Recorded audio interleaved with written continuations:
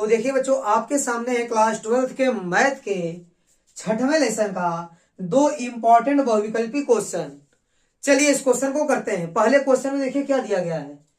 एक वृत्त की त्रिज्या r बराबर 6 सेंटीमीटर पर r के सापेक्ष, किसके सापेक्ष, r के सापेक्ष क्षेत्रफल में परिवर्तन की दर ज्ञात कीजिए।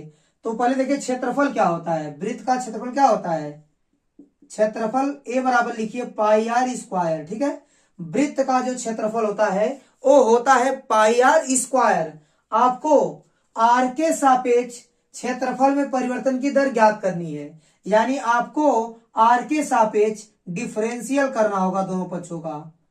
तो d बाई डी आर लगा देंगे दोनों साइड। ठीक है, ये पाई अचर पद इसको बाहर कर लीजिए, आर स्क्वायर के सामने लगा दीजिए d बाई डी आर।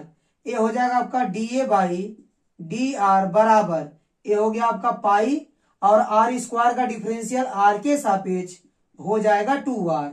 ठीक है, यहां गुणा कर लेंगे तो आ जाएगा 2 पाई आर। ठीक है, 2 पाई आर आप इसको लिख सकते हैं।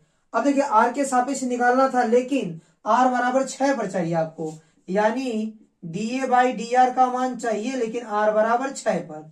ठीक है, तो आर का मान आप रख देंगे 6 सेंटीमीटर। तो 6 सेंटीमीटर रखेंगे तो आपको क्या मिलेगा, देखिए यहाँ पर रखिए D A by D R, R बराबर क्या रखेंगे 6, यहाँ हो गया 2 पाई, आर का मान हो जाएगा 6।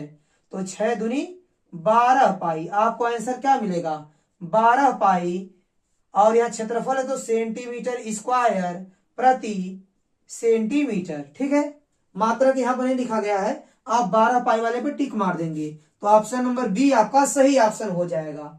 अब देखिए बच्चों, इसके बाद बोला है कि y equal to x square into e की पावर माइनस एक्स क्या है, वर्धमान है। किस अंतराल में वर्धमान होगा यह आपको बताना है। 4 को अंतराल दिए गए हैं, आपको बताना है इन चारों में से किस अंतराल में यह वर्धमान है। तो सबसे पहले आपको डिफरेंशियल करना पड़ेगा।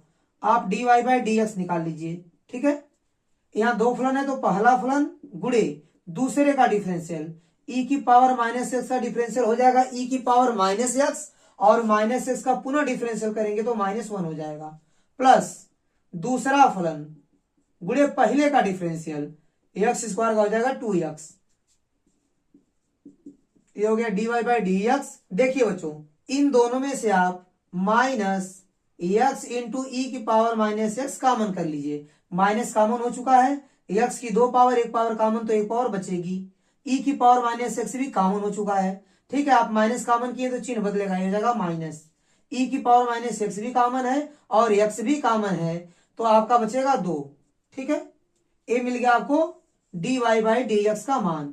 और आपको क्या दिखाना है, फलन को वर्धमान। तो वर्धमान के लिए क्या होता है, मैं यहां लिख रहा हूं, यहां लिखता हूं मैं वर्धमान के लिए, वर्धमान के लिए। तो वर्धमान के लिए क्या होगा, जो d Y by D x है वो ग्रेटर आर इक्वल 0 होता है। वर्धमान के लिए d Y by D x का मान क्या होता है, ग्रेटर आर इक्वल टू 0 होता है।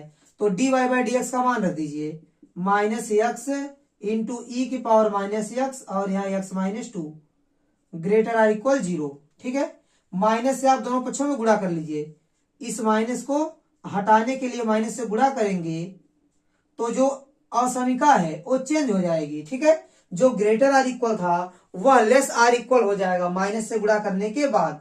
अब ध्यान दीजिएगा, एक्स का मान यहाँ कुछ भी रख देंगे तो ई की पावर माइनस एक्स का मान हमेशा पॉजिटिव आएगा। तो इससे हमको कोई मतलब नहीं है, हमको मतलब बस एक्स और एक्स माइनस 2 से है। ठीक है, ध्यान दीजिएगा बच्चों, एक्स और एक्स माइनस 2 जो है वह प्लस माइनस के लिए जिम्मेदार होगा।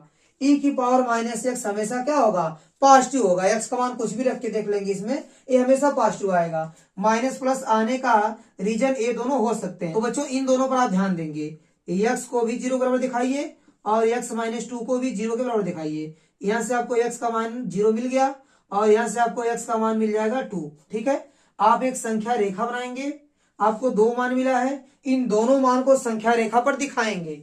देखिए इधर माइनस अनंत होता है, इधर प्लस अनंत होता है। ठीक है, और बीच में होता है 0 आपका, यहाँ 0 लिख दीजिए, और यहाँ क्या है 2, 0 के बाद होता है 2। ठीक है, ध्यान दीजिएगा बच्चों, यहां से जो x का मान मिलेगा, ठीक है, उन दोनों को आप संख्या रेखा पर दिखा देंगे तो यह संख्या रेखा को तीन भागों में बांट देगा।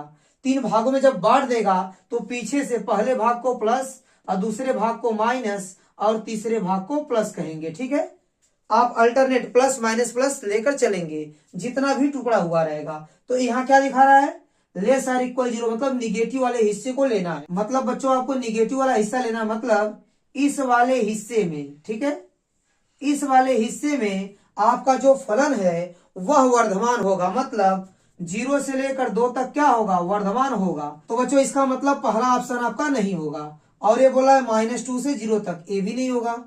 ये 2 कॉमा अनंत बता रहा है, तो 2 कॉमा अनंत में भी आपका वर्धमान नहीं होगा। अब देखिए बच्चों 0 से लेकर 2 तक क्या है, वर्धमान है। तो 0 और 2 के बीच में भी क्या होगा, वर्धमान होगा। इसका मतलब बच्चों आपका ऑप्शन नंबर डी एकदम सही हो जाएगा। 0 और 2 के बीच में क्या होगा, फलन वर्धमान होगा। तो बच्चों उम्मीद करता हूं कि ये दोनों के दोनों बहुविकल्पी क्वेश्चन आपको अच्छे से समझ में आए होंगे।